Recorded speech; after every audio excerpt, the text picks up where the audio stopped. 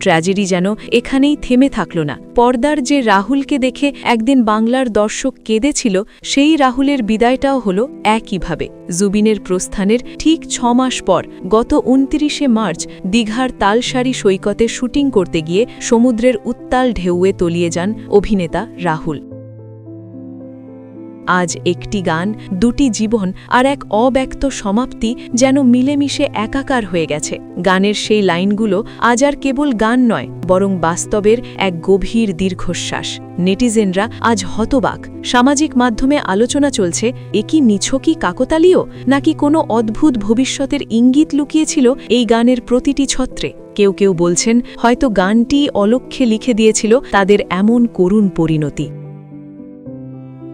জুবিন কিংবা রাহুল, আজ তারা কেউই আমাদের মাঝে নেই, কিন্তু তাদের সেই সৃষ্টি আজও আমাদের হৃদয়ে অমলিন।